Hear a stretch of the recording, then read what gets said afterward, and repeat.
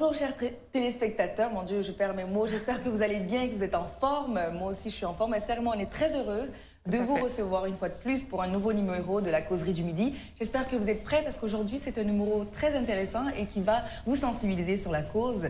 Je laisse Esther vous présenter le thème du jour. Et oui, dans la Causerie du Midi, nous prenons à cœur de donner de la voix aux marginalisés, aux personnes discriminées, pour des réalités qu'ils n'ont même pas choisies.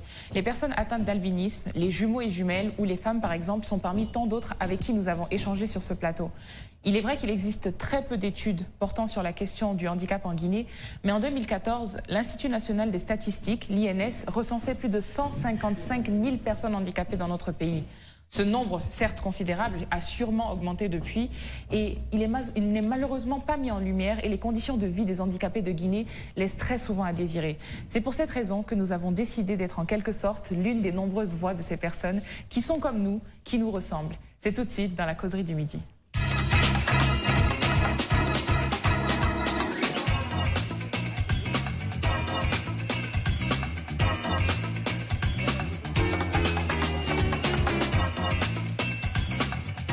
Comme premier invité sur ce plateau, sur ce beau plateau, nous avons Oumar Bari. Il est représentant et membre de l'association Handicap Action et Intégration. Bonjour Monsieur Bari. Bonjour madame, vous allez bien? Ça va, merci vous. Merci. Vous êtes bien installé? Alhamdulillah, ça va. Super. En tout cas, bienvenue dans la Causerie du Midi. Merci vraiment, je vous remercie beaucoup pour cette considération. Avec plaisir, toujours. Notre deuxième invité s'appelle Bangali Camara. Il est le représentant ou le directeur exécutif de l'organisation de secours aux handicapés de Guinée. Bonjour, Monsieur Camara. Bonjour, madame. Comment allez-vous? Très bien. Bienvenue sur le plateau. Et merci d'avoir accepté de venir partager cette expérience avec nous. C'est un plaisir. Et juste à côté de Monsieur Camara, on a Madame Kanté, Mariam Kanté, si je ne me trompe. Elle est aussi représentante et membre de cette même association, l'association de secours aux handicapés de Guinée. Donc merci d'être tous là, présents, pour parler de cette cause qui devrait avoir plus de visibilité. Et bien sûr, est-ce que vous pouvez vous présenter et surtout présenter les associations pour lesquelles vous êtes membre? D'accord. On commence par la dame. D'accord. Bonjour, chers téléspectateurs. Moi, je suis Kanté Mariam. Je suis membre de l'organisation de secours aux handicapés de Guinée. D'accord. Et en gros, l'organisation, enfin l'association, elle fait quoi exactement? L'organisation fait la promotion et la protection des droits des personnes porteuses de handicap. Surtout leur inclusion et leur insertion socio-économique. D'accord, ok. Donc, Monsieur Bari, vous êtes le seul représentant de votre association Handicap Action et Intégration. Vous pouvez nous en parler un petit peu? Ok, je suis le représentant de HAS-AI en Guinée.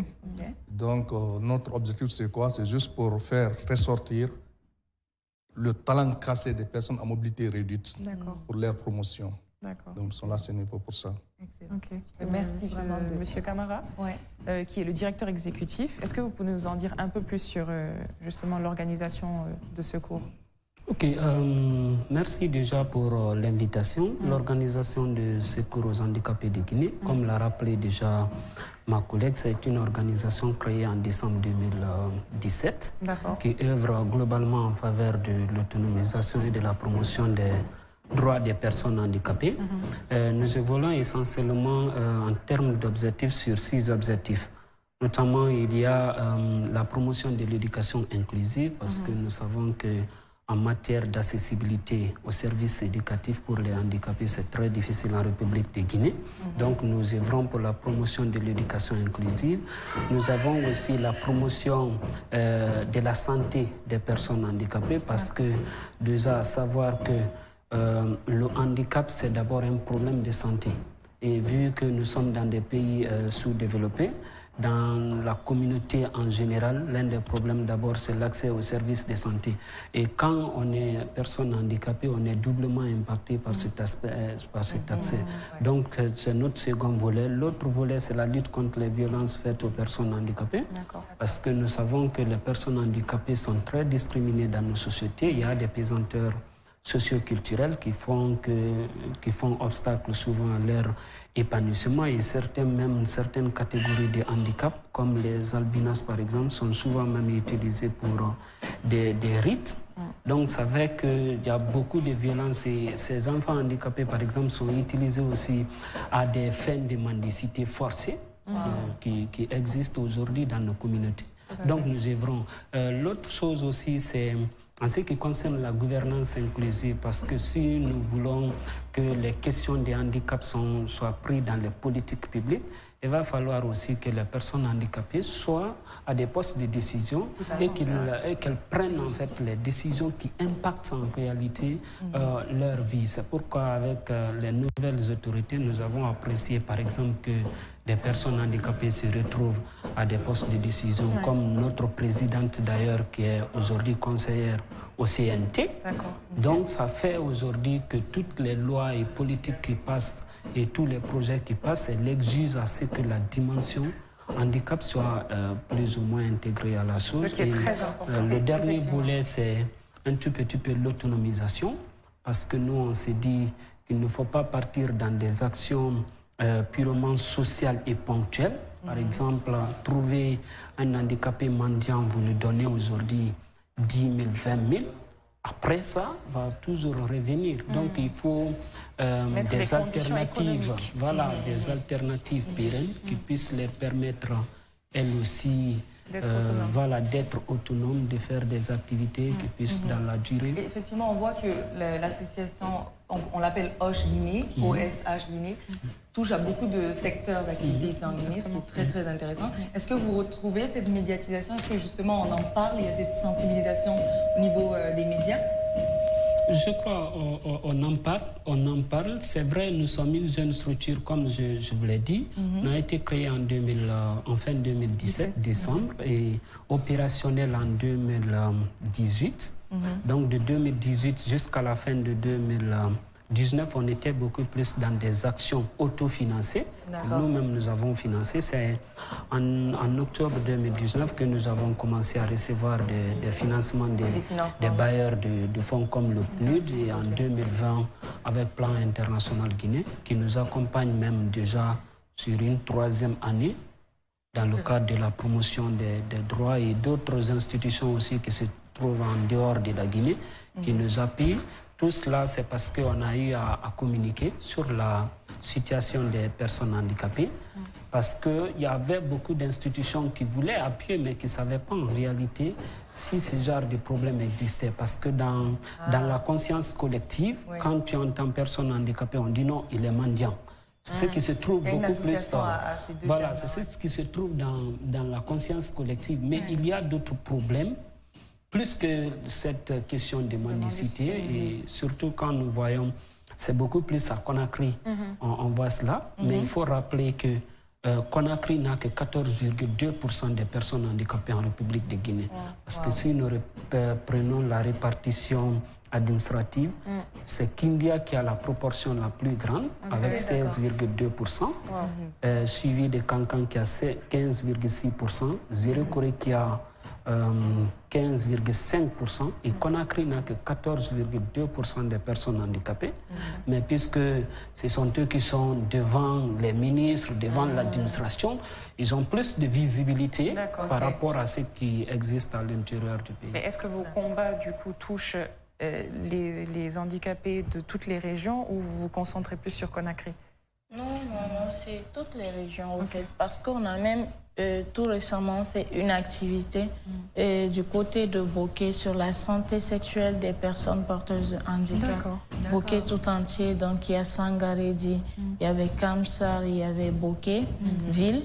Donc c'est toutes les régions et d'autres activités qui viennent que nous devons réaliser à Dubreka et aussi à Kindia. Donc c'est toutes les régions qu'on vise. Et vous, M. Barry, est-ce que avec... Oui. Appuyer notre frère, ce qu'il vient de dire. Par exemple, moi, je suis appuyé à travers HAS-AU. Donc aujourd'hui, je suis entrepreneur. Grâce à eux. Parce que notre objectif, c'est quoi? C'est juste pour faire des conseils, accompagner des personnes qui sont en mobilité pour être autonomes. Donc c'est ça notre objectif principal. Parce que là, ce que notre collègue vient de dire là, donc il pense que, même en me voyant tout de suite quand je sors dans la rue, on me voit descendre, vous allez voir quelqu'un me tendre 1000 francs, 200, 500, mais des fois je suis obligé d'accepter, de dire merci, je vous remercie. Mais réellement, ça me dit quelque chose. Et il pense directement, dès qu'on te voit C'est une autre directement que toi, tu es dans ce course-là. Donc, c'est ça le malin. Et le deuxième point, c'est quoi? C'est au niveau des infrastructures. Ouais, tout à fait. Ça nous fatigue. Tout à fait. Parce que même si tu es déterminé, par exemple, vous voulez m'embaucher aujourd'hui, mais être là à l'heure et réaliser mes activités, ça peut être tellement difficile pour moi. Parce qu'ils ne sont pas adaptés, les Et là, l'entreprise demande quoi? C'est la rentabilité. L'efficacité de l'employeur. Donc, si je suis incapable maintenant de gérer leur temps, franchement, ils ne pourront pas.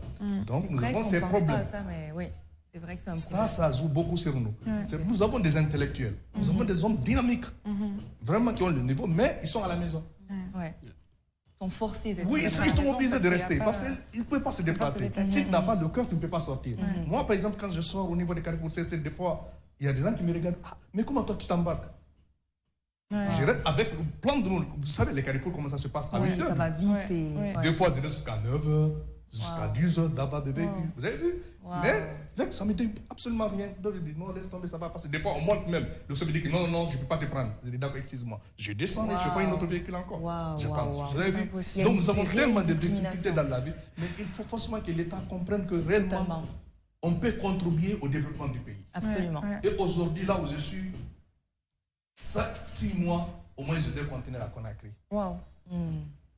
Et l'État, ça pense que c'est seulement les personnes physiques qui pourront faire quelque chose pour la Guinée. Mais pas du tout. Quand vous voyez mes codes NUF, que j'achète plus de 50 et quelques, pour le dédouanement de conteneurs, ici, au moins de 60 millions et quelques, de 20 billets. Donc, je rends l'État. Totalement. C'est vrai. Et là, l'État m'oublie. Exactement, c'est frustrant, j'imagine. L'État m'oblige. Des fois, quand les gens de l'impôt viennent chez moi, je ne me demandent rien, je ne paye pas. Pourquoi? Je dis, moi, l'État ne me considère pas. Il ne connaît pas mon existence. Sinon, il devrait créer des conditions de vie pour nous. C'est vrai. Et quotidiennement, bon, vous l'avez mentionné tout à l'heure, est-ce que, au-delà du fait que les gens ont une mauvaise association avec les handicapés, est-ce que vous voulez, comment vous voulez en fait qu'on vous décrit, comment vous voulez, comment on dit, est-ce qu'on dit handicapé, est-ce qu'on dit personne en situation? C'est quoi la bonne handicap? Terminologie finalement? Dans les conditions normales, mon handicap, ça joue un peu. Parce que quand on dit quelqu'un handicapé, ça veut dire vraiment il est immobile. Donc il ne bouge pas du tout. Et nous, nous bougeons. Donc on préfère dire que des personnes à mobilité réduite. À mobilité réduite, Ou bien, parce que là, dès réduite. qu'on l'accompagne un peu, il bouge. Totalement. Et Mariam, tu te considères aussi comme une personne à mobilité réduite? Bien sûr, je suis une personne à mobilité réduite. Mais ce que je voulais ajouter sur ce qu'il vient de dire, c'est que nous faisons la sensibilisation et nous enseignons aussi les droits aux personnes porteuses de handicap. Parce que quand on parle de ce que l'État doit faire, on doit connaître nos propres droits. Comme ça, nous saurons comment marcher. Parce que ces droits existent, même s'ils sont en voie de révision, mais ça existe. Donc, ce sont les personnes porteuses de handicap elles-mêmes qui doivent faire en sorte, comme le monsieur Barry, qui doivent faire en sorte que ces droits-là soient vraiment exécutés, mis à l'œuvre au fait. Parce que quand on reste là à dire les gens doivent connaître, il y a certains qui savent même pas que nous avons des droits. Il y a certains qui, comme il a dit, dès qu'ils voient, ils te prennent directement pour mendiant. Peu importe ce que tu fais dans la vie, c'est pas leur problème au fait. Et pour les enfants handicapés, ils l'intègrent en eux. Ils grandissent en disant. Et on grandit avec ça. On grandit avec ça en restant derrière. Mais quand on nous enseigne nos propres droits, et comme ça, nous pouvons savoir quelles sont nos limites, ce que nous devons faire pour notre meilleures conditions de vie, et ce que nous pouvons faire pour contribuer à l'amélioration de la communauté. C'est ce que je voulais ajouter. Mariam, toi, tu es dans le domaine de la santé? Oui, bien sûr. Tu es quoi? Je suis infirmière. D'accord. Et par exemple, tu vois, ça ne leur viendrait pas à l'idée d'imaginer que quelqu'un en situation de handicap est infirmière ou est entrepreneur comme vous, monsieur Barry. Même pas enseignant. Et même, voilà, ils peuvent faire tous les emplois. D'accord. C'est vrai que, bon, heureusement que vous êtes sur le plateau aujourd'hui pour justement, même nous, de savoir qu'on ne dit pas handicapé, on dit personne à mobilité réduite. C'est quelque chose de très important. Porteuse de handicap. Parce qu'effectivement, c'est pas l'handicap physique n'a aucun lien avec un handicap mental. Exactement. Bien sûr. Et justement, est-ce que l'État, bon, on en a parlé un petit peu, à quel point vous, monsieur Barry, vous pouvez prendre la parole, à quel point l'État a un impact ou aide et accompagne les handicapés? Est-ce que c'est 0% ou bien il y a au moins une petite aide? Pour le moment, rien ne bouge. Ok, à votre niveau. Okay. Et vous, Monsieur Bangali, qu'est-ce que...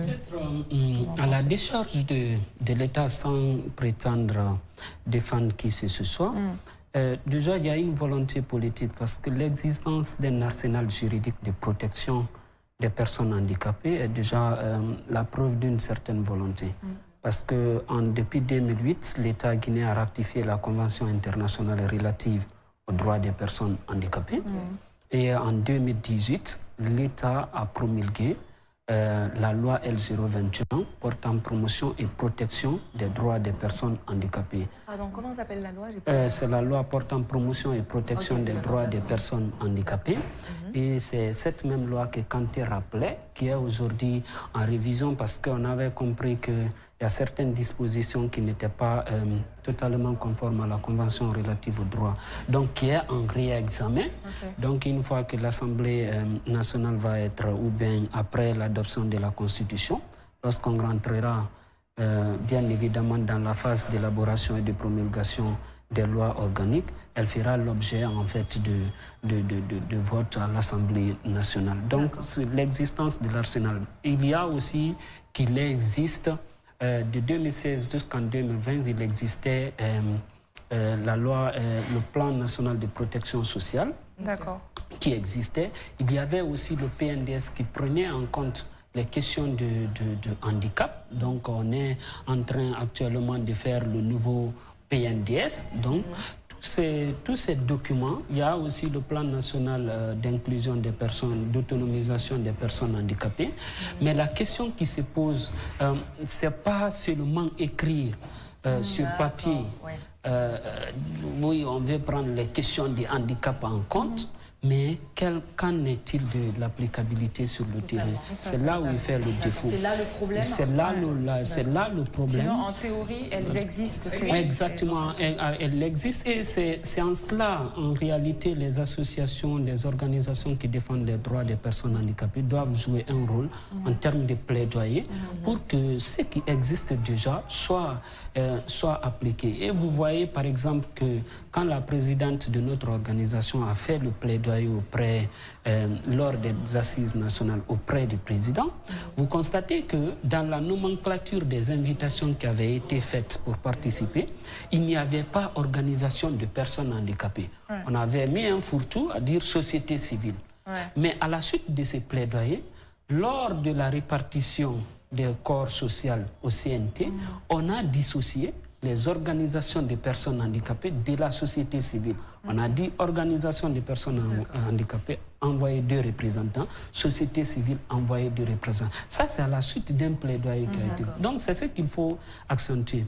L'autre chose, c'est de savoir qu'on fait un petit bémol en République de Guinée, de se dire que le handicap au côté État, c'est seulement le ministère de l'Action sociale qui devrait s'occuper. Pourtant, le handicap est transversal. Totalement, j'imagine. Transversal. Quand vous parlez de l'accès à l'éducation, ce n'est pas forcément le ministère de l'Action sociale qui va prendre ceci en compte. Il y a le ministère de l'Éducation, il doit avoir une certaine synergie entre le ministère de l'Éducation et le ministère de l'Action sociale pour mettre en place des mécanismes qui puissent permettre aux enfants handicapés d'accéder à l'éducation. Parce que 75% des personnes handicapées en Guinée n'ont pas accès à l'éducation, sont analphabètes.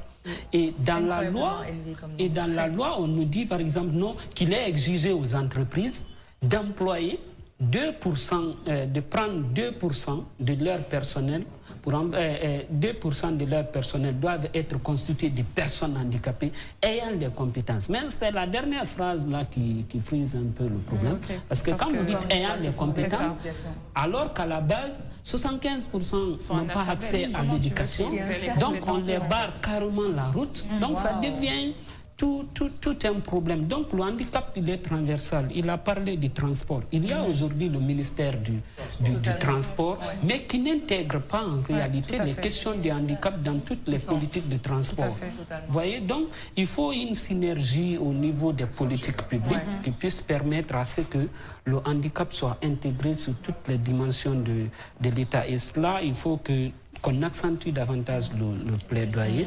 Et vous le disiez tout à l'heure, quand vous, les associations, les organisations pour les personnes à mobilité réduite travaillent, il y a des résultats.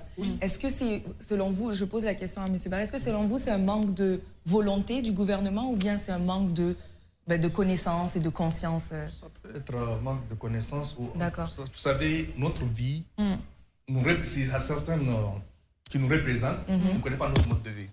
Ils parlent de nous, ils ne connaissent pas réellement notre réalité. C'est ça, c'est là qu'on va blesser. Par exemple, si vous parlez de nous, comment vous allez nous expliquer à l'État? Non, nos représentants qui sont là-bas ne peuvent pas parler de nous. Il faut forcément que nous, regardez par exemple notre présidente Sos Massoud, dès qu'elle a passé, le président a dit, voici la réalité. Dès qu'on a accordé, tout c'était contact. Mais ici, les institutions sont créées à travers des personnes valides qui parlent à notre nom. Il n'y aura pas d'impact. C'est vrai. Parce qu'il faut parler à partir de ton expérience. C'est comme si on demandait à des hommes de parler de la situation des femmes ou nous de demander de parler de la situation des... Je vais parler des infractions scolaires. Quand moi j'étudiais, un jour j'ai eu des difficultés de me mettre à l'aise. Vous connaissez les palais. Et maintenant de quitter ce moment pour aller, c'est tout un problème. Ce jour-là, tous mes collègues m'ont abandonné l'air pour aller nettoyer une toilette pour moi. Et mettre des bois pour que j'accède. Regardez ça. Et c'est sans courage. Mais non. Deuxième point, c'est quoi? C'est au niveau des choses, nous qui sommes acceptés d'étudier. Il faut forcément que nous soyons visibles. Comment dire? La promotion. Totalement. Là, ça encourage les autres. Clair, en fait. Je connais une dame qui a tout laissé abandonner pour accompagner sa fille. Pour qu'elle étudie. Elle a terminé ses études. La fille est à la maison. Est-ce qu'elle maintenant peut encourager une autre personne d'envoyer son enfant à l'école? Ça motive pas du tout. Ça ne motive pas. Nous avons tellement de problèmes. Donc l'État, réellement, même s'il y a la volonté, mais il ne touche pas les réalités. Donc il faut qu'il fasse vers nous les personnes qui ont un peu une connaissance au niveau des choses, donc pour que ça aille, pour que ça change. Un exemple frappant, Massoud, qui est là. Totalement. Aujourd'hui, ça bouge. Au niveau de vos associations respectives ou de vos organisations respectives, quelles actions concrètes vous avez déjà mis en place depuis leur création? Une précision pour rebondir sur ce qu'il a dit par rapport à l'accessibilité. Vous imaginez que pour toute la République, parce que quand on parle aussi des handicaps, ce n'est pas seulement le handicap physique, le handicap moteur, pied ou main, il y a les personnes atteintes d'albinisme, il y a les aveugles, il y a les malentendants. Oui, tout ceci qui est bien de le démystifier, effectivement. Voilà, comme personne à mobilité réduite. Vous vous imaginez que en République de Guinée, il n'y a qu'une seule école pour les sourds, qui se trouve du côté de Bolbinet, et une seule école pour les aveugles, qui se trouve à la Cité de Solidarité, pour toute la République de Guinée. Et quand vous voyez, tous ceux-ci sont concentrés à Conakry, et à rappeler que selon le sondage que vous avez rappelé, il y a 62% des personnes handicapées en République de Guinée se trouvent à l'intérieur du pays, ne sont pas à Conakry. Mais vous imaginez que ces deux écoles-là ne se trouvent qu'à Conakry. Par exemple, si tu as un enfant sourd et tu as un enfant aveugle à l'intérieur du pays, même si tu as la volonté de l'envoyer à l'école, il n'y a pas d'école. Ça veut dire que cette personne n'a pas en fait les possibilités d'accéder à l'école. En ce qui concerne toujours cette volonté, je crois qu'il y a certaines personnes qui ont la volonté d'accompagner si elles sont au courant. Par exemple, nous avons fait en 2021 un plaidoyer en faveur de l'accessibilité des personnes handicapées. Et il y avait par exemple l'ambassadeur de la Grande-Bretagne qui était dans la salle. C'est vrai, il n'était pas au courant de tous ces problèmes, mais quand on a fait le plaidoyer, il y avait des personnes handicapées qui ont témoigné. Et nous, une semaine après le plaidoyer, on devrait aller lui rencontrer. Avant qu'on y arrive, le bâtiment n'était pas accessible aux personnes handicapées. Il n'y avait pas de rampe d'accès. Et puis, il n'y avait pas aussi que les toilettes n'étaient pas adaptées. Mais avant notre arrivée, sachant que Mme Massoud devrait venir, rapidement, dans les 3 jours qui ont suivi, ils ont construit une rampe d'accès. Et on a même trouvé des ouvriers en train de refaire les toilettes pour que ce soit accessible pour les personnes handicapées. C'est rassurant ça. Donc, j'aimerais rebondir sur cette question. En fait, déjà, j'aimerais effectivement que vous nous disiez concrètement les actions que vous avez pu poser déjà depuis, pour votre part, 2017. Et vous, l'association a été créée en quelle année? Nous, c'est en 2012. 2012. Voilà, quelles sont les actions concrètement qui ont été mises en place depuis leur création? Ok, nous déjà, comme on l'a dit, en 2018, nous avons fait d'abord un recensement pour connaître les problèmes des personnes handicapées. Dans la commune de Ratomaou, nous disposons d'une base de données de 108 personnes handicapées avec toutes leurs orientations et puis tous leurs besoins en termes d'autonomisation. Donc c'est sur la base de cette base de données que souvent nous déployons des initiatives d'autonomisation. Après, sur le domaine éducatif, on a appuyé aussi la scolarisation et le maintien de certains enfants handicapés.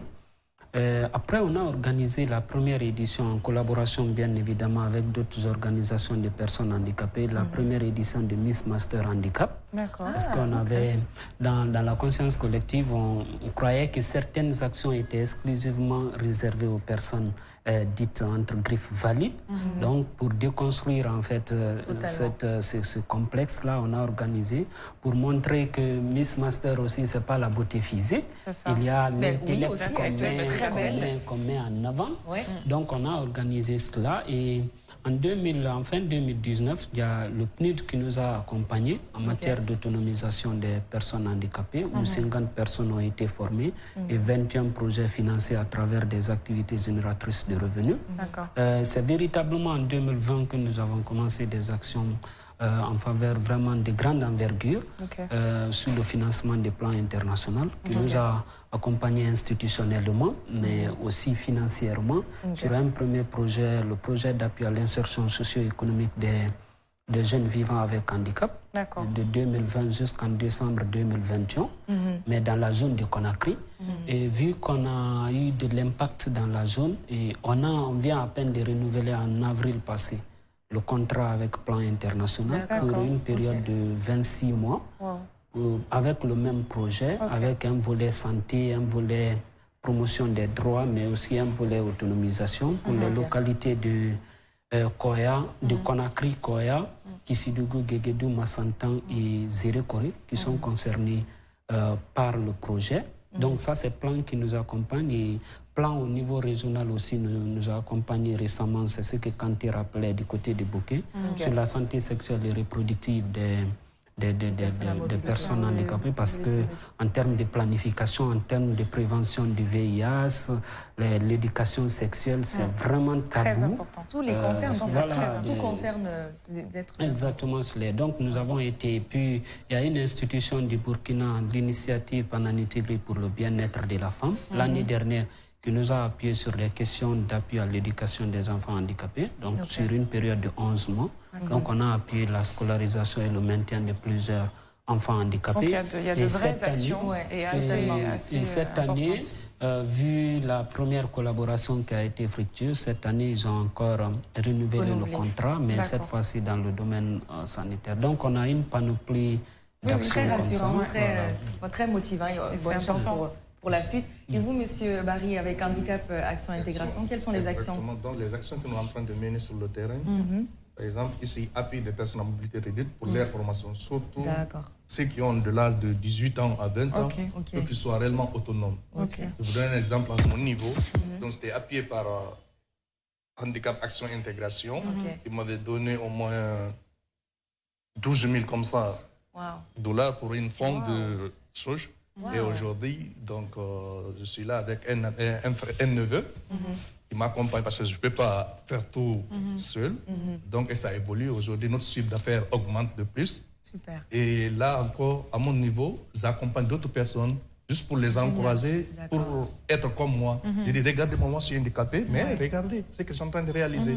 Donc, au niveau des élèves, j'oriente pour aller faire des formations professionnelles, surtout là où je donne des cours, et je les accompagne, je les confie à des professeurs.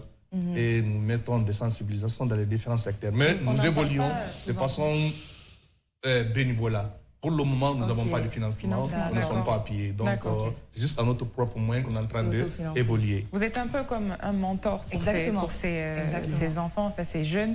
Vous leur donnez un certain exemple qu'ils peuvent suivre au-delà de ce qu'on leur a fait croire quand ils étaient plus jeunes et en grandissant. Voir des personnes comme eux qui leur ressemblent réussir et garder cette motivation, c'est très important. Vous parliez tout à l'heure de l'élection Miss et Master handicapé. C'est très important parce que j'ai reçu sur ce plateau aussi la Miss et le Master Albi Beauty. Et c'est incroyable la force qu'ils ont, la confiance en eux qu'ils ont. Et c'est important d'avoir ces figures d'exemple. Exactement. Ça encourage, effectivement. Les jeunes en ont besoin. Il y a même des associations telles que Fitima qui vient en aide aux jeunes handicapés. Donc comme vous le disiez, c'est bien de le commencer au jeune âge puisque c'est là que l'enfant va créer sa réalité finalement. Et s'il grandit en se disant qu'il est handicapé même mentalement ou qu'il est en retard dans la société, ça crée malheureusement un Tu parles des associations, ça me fait penser à quelque chose. En discutant du sujet, par exemple avec ma mère, elle m'a dit « mais il y a tellement d'associations ici qui soi-disant aident les personnes à mobilité réduite, mais on dirait qu'on ne voit pas de résultats. Qu'est-ce que ces gens font pour les personnes à mobilité réduite ?» Hier, je suis passée devant, je ne sais pas si c'est un centre, mais à Ratoma, vers le marché, là où il y a plein de boue, là il y a soi-disant un centre pour les personnes à mobilité réduite, mais j'étais choquée. J'étais choquée. Ils sont dehors, ils sont pas du tout mis dans les conditions. Et je me suis posé la question, mais vous savez, avant plus souvent, les représentations qui sont là ne représentent pas des personnes physiques valides qui nous représentaient. Donc quand il y a des fonds, ils utilisent à leur guise, sans orienter aux personnes réellement qui ont c'est là le problème. Mon Dieu. Elle, même si elle est devenue folle, elle ne pourra pas le faire. Elle sait ce qu'elle est en train de se dire. Quel qu'en soit le minimum, elle fera vraiment pour que les gens soient satisfaits. C'est vrai. Par exemple, ce que notre monsieur vient de dire, nous avons évolué pendant 2 ou 3 ans, 4 ans comme ça de façon bénévole. Il sait, on a collaboré beaucoup sur les projets pour le financement. On contribue, on vient en aide de façon discrète, sans publier autre console là. Occupé de ça, faites ça. Ça va, il n'a pas quitté dans la rue. Donc c'est ça. Mais les autres, ils débloquent les fonds. À leur guise. C'est ça le problème. Ça, on ne le dit pas, mais c'est vrai. C'est ça. Mais regardez, on est ministère de l'Action sociale. C'est ce que je pense. Si réellement les gens qui sont là savent réellement que nous sommes à côté d'eux, on ne va pas accepter certaines choses. C'est ce que vous voulez leur dire, c'est le message que vous voulez leur lancer. Exactement, d'accepter réellement de collaborer avec des personnes vivant avec handicap. Des personnes concernées, en fait. C'est si logique. C'est ça. Ça me fait penser au fait que, mais monsieur Bangali, vous n'êtes pas une personne à mobilité réduite, mais qu'est-ce qui vous a motivé à vous lancer dans ce combat, dans ce projet? D'abord, ce qu'il faut dire, si nous voulons que les questions de handicap soient prises en charge, c'est de ne pas laisser le combat seulement aux personnes handicapées aussi. C'est comme les questions des femmes. Il faut que ceux qui se disent personnes valides puissent aussi approcher beaucoup plus les personnes handicapées pour mener le combat ensemble. Moi, j'ai été marqué pour résumer. J'étais beaucoup plus dans l'humanitaire parce que voilà, depuis tendre enfance avec les plaidoyers que je faisais au compte du plan depuis le premier, j'ai été fasciné par l'humanitaire, donc j'étais dans l'humanitaire, mais pas vraiment sur la question du handicap. C'est quand j'ai rencontré la présidente en fin 2017-2018, parce que j'étais formateur consultant dans un cabinet de formation où elle venait apprendre l'anglais. Et puis quand elle m'a vu à la formation, elle m'a dit, tiens, voilà, je crée une organisation, est-ce que tu pourrais nous aider à faire évoluer l'organisation? Et après, dans sa voiture, elle me dit, je te paye à combien? Pour moi, je ne pensais même pas aux questions est-ce que tu me payes, parce que c'était l'aspect physique et puis parce que quand elle venait, la manière dont elle le faisait rentrer d'abord pour suivre ses cours, ça m'a beaucoup marqué. Moi, j'ai dit non, je travaille sans rien jusqu'à ce que votre organisation puisse évoluer. Donc, j'ai commencé à appuyer. Donc, mais ce n'est pas réellement elle, parce qu'elle est là le minimum. Elle a le minimum pour vivre, mais c'est quand tu vas sur le terrain, tu rencontres des gens, comme à Kankan en 2020, quand je suis parti en mission, où j'ai trouvé une dame, on a partagé les kits de protection, Et puis, on les a donné du riz, quelques kilos de riz, pour leur permettre de rester à la maison, ne pas sortir, au risque de contracter la COVID-19. Après, il m'appelle en aparté, il dit, mon fils, si tu reviens dans 3 semaines, tu nous trouves qu'on est dans la rue, il ne faut pas nous en vouloir, parce que ce que tu nous as donné, quand ça va finir, on va revenir, parce qu'on n'a pas autre moyen. La dame me dit, quand je sors pour faire de la mendicité, le plus gros montant que je gagne, c'est 8 000 francs guinéens. 8 000 francs guinéens, et j'achète une mesure de riz à 5 000, les 3 000, ce soit le sucre ou bien quelque chose. C'est ce que je consomme avec mes 4 enfants. Ça, c'est le maximum, en fait. Donc, ils peuvent sortir. Donc, quand vous voyez des choses comme ça, souvent, vous oubliez que vous êtes en train de travailler professionnellement. Et souvent, même, vos propres perdièmes, vous les déboursez pour accompagner. Donc, il faut, en fait, un accompagnement. Il faut aussi que les personnes valides soient... Il faut déconstruire l'idée selon laquelle les personnes handicapées doivent être rejetées. Il faut déconstruire. C'est là-bas la base. Tant qu'on ne déconstruit pas... comme vous faites aujourd'hui, en sensibilisant, en venant sur les plateaux télé pour parler de ça. Voilà, c'est là qu'il commence. C'est ça le problème. On se laisse faire avec l'un des autres pour nous utiliser. Moi, je voulais ajouter quelque chose parce que nous, on a parlé d'inclusion et puis on a parlé d'insertion socio-économique. Mais l'inclusion, là, quand on fait par exemple le ministère de l'Action sociale, que des personnes handicapées, on tend vers l'exclusion en fait. Donc si on se défend, si on combat contre l'exclusion, il faut forcément que le groupe qu'on va former, que le groupe soit vraiment hétérogène, qu'il y a vraiment les catégories de personnes qui s'y trouvent. On ne se connaît pas. Les personnes valides ne savent pas réellement ce que vivent les personnes porteuses de handicap. Donc voilà, je suis là, je suis handicapée. Les handicapés, du coup, on ne s'apporte rien. Parce que nous savons tous les réalités des personnes handicapées. Mais quand vraiment le groupe est mélangé, là, on peut s'entraider, on peut se questionner. Et la personne valide qui est là pourra à son niveau conseiller les autres personnes parce que là on parle d'inclusion, on parle de la population là. Donc moi je crois que le mélange, le partage est beaucoup mieux pour vraiment combattre l'exclusion et combattre la minimisation des personnes handicapées. Et j'aimerais rebondir justement, qu'est-ce que par exemple moi ou Esther, qu'est-ce qu'on peut faire pour aider sans trop non plus prendre la place, on va dire. Comment on peut faire pour être des alliés, des collaborateurs, voilà, des alliés? Moi, je pense que pour aider, déjà, c'est beaucoup mieux. C'est très bon quand vous pensez déjà aider. Parce que les personnes handicapées, les personnes porteuses de handicap, elles n'ont pas forcément besoin de leur prendre comme elles ne peuvent rien faire.